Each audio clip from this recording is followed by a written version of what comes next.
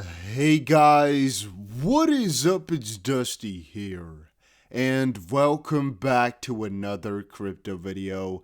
And yes guys, the video I provided earlier today of the SEC chairman Gary Gensler talking about XRP as a currency is not fake. And it's also not the first time that this man has called XRP out for being a currency. For example, one of the things I posted on my Twitter earlier is a quote here that Status reposted from Gary Gensler. And it reads, "You could use blockchain, but you need a bridge currency in between, and that bridge could be a stable value that is backed by the US dollar or the euro, or it could be a currency like Ripple that has an alternative or has as an alternative. That currency like Ripple has as an alternative." So the only question that still remains there is exactly what he is referring to. It could be a currency like Ripple has. Are they talking about the XRP currency that they have? I'm not sure. But even the video that I showed you guys a little bit earlier was this. A currency called Ripple is what he said. All right. And if you want to watch the full video, I guess we just have to look at the names of everything. Peterson Institute for MIT, I can't see it, School of Management here. MIT, some School of Management. Just go look for the entire video, guys, and you can report back.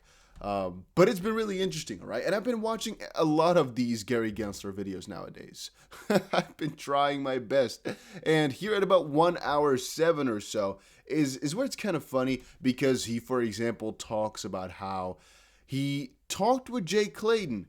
And Jay Clayton basically told him that never before has he come across a ICO that is not a security. Yet, well, bada boom, bada bing, Ethereum is a key example of one of those. And I think it's rather funny. All right, I watch all these things in times two. It's rather funny. All right, then again, Bitboy just came back over to the Twitter realm. He just got 4,000 likes on this little video. What is it about? Well, XRP is definitely one of my top picks for this month. Looking forward to seeing where the XP price will be landing with momentum ramping up. Who else is holding stack up on XRP or stacking up? So two fun things to say. One, he has an ADA background, trader. No, but most importantly, guys, he's getting a lot of attention, right? And by the way, my mouse clicks twice nowadays sometimes. I don't know how to fix it. Do I just... Yeah, I tried to smack my mouse a little bit. Didn't work out. Let's put it like that. It didn't at all work out. I stopped my recording software. And now my mouse is giving me different lighting because I accidentally pressed a button. All right, but what I was saying about Bitboy is it's really hard to say if he's saying this just purely for attention or if he really believes in the project. It is really, really difficult because on one end I'm thinking, he got himself a really big crypto community, but he knows that the XRP community is also quite severe, and maybe his marketing team was like, yeah, why not tap into it? I mean, it's free, extra exposure, why not do it? You know, extra content, extra everything. On the other hand, I'm thinking, maybe it's because he just started to look into it, or his team did, and he's like, well, the lawsuit is a really good opportunity. Maybe it is smart to get into it. It's really difficult to say, guys. It is really, really difficult to say which of the two it was. But ultimately, I can't say I'm too sad about it. Then again, some of his stuff feels a little bit fake because of how dedicated he is. Then again, who am I to talk, huh? I'm a little bit of a hypocrite if I were to kind of criticize him for it. And then, guys, one thing that I just saw as well was that there was a 62 million XRP transfer a couple of hours ago. Now, if I actually refresh, I think it's even more hours ago by now. Yes, it's been 9 hours. We also covered this during the stream really briefly, but basically the entire situation here regarding these whales is very often it doesn't matter. If a whale sends money around, it doesn't do too much for the price, nor is it something important that you should remember. Unless it is a transfer like this, or going to an exchange or from an exchange having to do with an unknown wallet. In this specific case here, the assumption can be made that this is done because a very big whale just bought himself a chunk of XRP and wanted to hold it with their custodian. So that basically means they chose a party that can store and hold the XRP for them. In this specific case, most likely Coinbase. And that's basically why it's sent there. This does not mean that Coinbase is going to relist. This does not mean that Coinbase is doing some groundwork and prep. Could it be? Yes, it could. But the chance is rather small. It is most likely just Coinbase doing this to hold on for any other customer like that.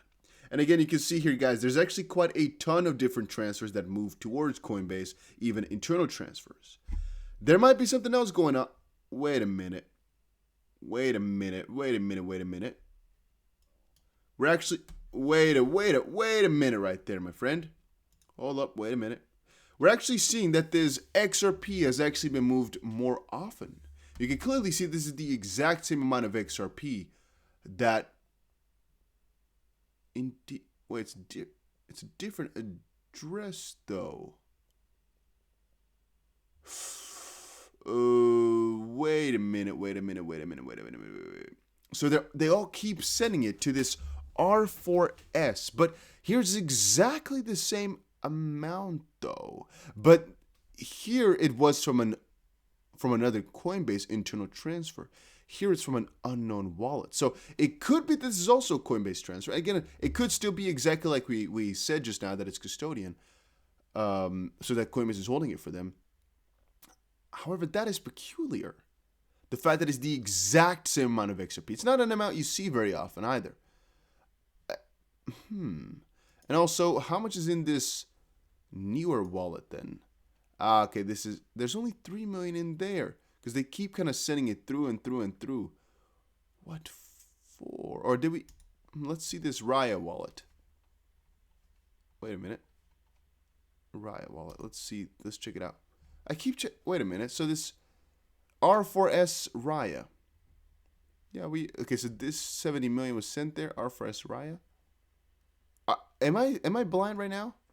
Can I not see it, or am I seeing it already? I'm not sure exactly what I'm doing right here. I'm looking at the Raya wallet, but it looks as if they're sending it through, but the balance keeps saying at 3.8 million. But they're not sending it out anywhere. If this 61 million just came in, maybe this, oh no, never mind. This list, I don't know, guys. I guess we can't see the transaction list. This is just the, what is going on here? I don't get this at all. I guess it's maybe a little bit easier on a different platform than Clank. Maybe we shouldn't use it for all our transfers, only for a couple. Let's watch it on the XP charts. Let's do it like that. All right, I can get some peace of mind then. Yeah, never mind, actually. You know what? Let's skip this entire story. Let's actually not waste too much of our time on this trivial stuff. I have some other stuff to talk about here because I had a ton of things open. David Schwartz just shared over on his Twitter, I personally advocate lowering the XRP ledger reserve from 20 and 5 to 10 and 2, which again are basically normal reserve and trust lines. XP Crypto says, don't forget David Schwartz previously said he wanted to lower the XPL reserve once he believed XRP was going to stay above $1. Indeed. So there's two things to say. One is lowering these reserves allow you to basically have easier access to wallets, because right now always having to have basically and use to create $20 or $30 or something like that for your wallet is pretty expensive. So we wanted to lower it, at least half it. Then again, at one point, if you half it, it's going to be really difficult to increase the cost again, and you want this to be kind of significant to decrease spam.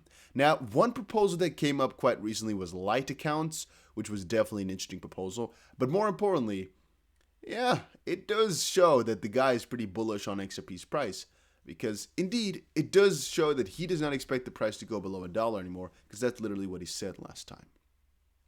Then, little shout out to one of my moderators. You're most likely watching this right now. Big shout out for this shirt. Looks very, very freaking cool. I appreciate you a ton, my friend. You know who you are. He helps me out with all the comments and everything like that.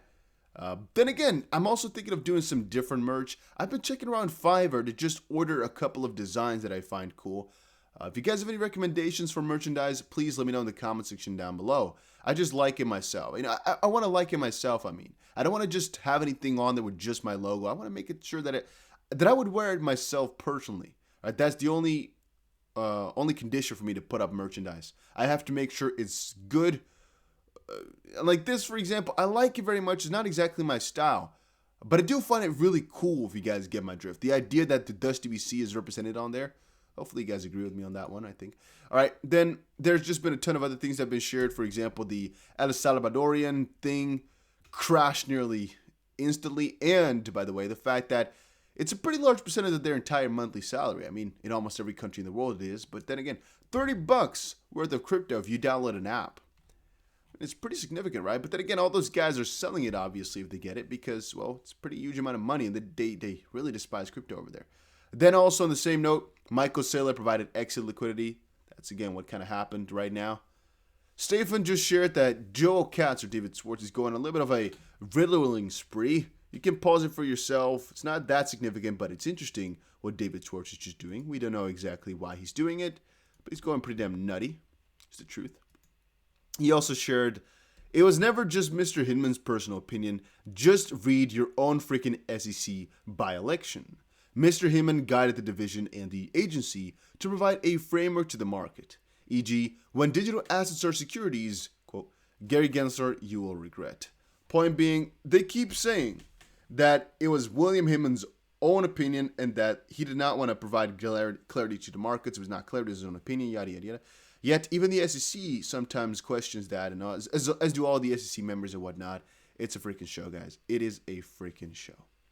All right, but that was it for today's episode. Hopefully, y'all enjoyed it. If you did, make sure you press the like button and subscribe. Don't forget to check out my Instagram. A link is down below. The Dusty BC on there. I post a lot of fun memes, and right now I have so much stuff in there, guys. You want to check it out. Look at this one, for example. I received $3 million. You get a little squiggly line. Or here, I just bought the dip.